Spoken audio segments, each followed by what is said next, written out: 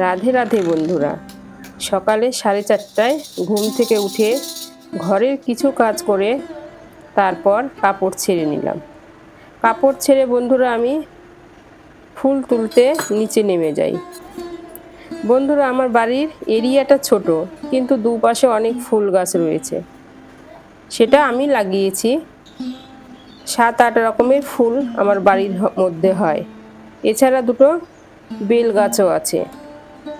যেমন নিচে রয়েছে টগর ফুল, সাদা ফুল, স্থলপদ্ম ফুল, জবা ফুল, আবার নীলকণ্ঠ ফুল রয়েছে, সাদাটা ও নীলটা। আবার বাড়ির ছাদেও আমার 5 ধরনের জবা ফুল রয়েছে, 2 ধরনের নয়নতারা রয়েছে। এছাড়া অনেক তুলসী গাছও টবে লাগানো রয়েছে। বন্ধুরা, শুধু গোলাপি জবা ফুলটা আমি আমার পাশের বাড়ির দিদির বাড়ি থেকে নিয়ে নিই।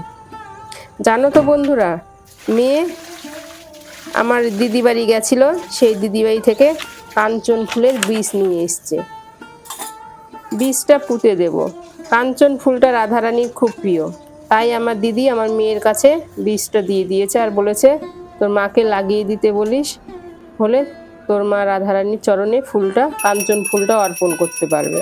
বন্ধুরা, এর আগের একটা ভিডিওতে সকালে আমি ঠাকুর ঘরে এসে কি করি সেটা দেখিয়েছি, তাই আজকে আর আমি মুখে বললাম না, তোমাদের অন্যান্য গল্পগুলো করলাম।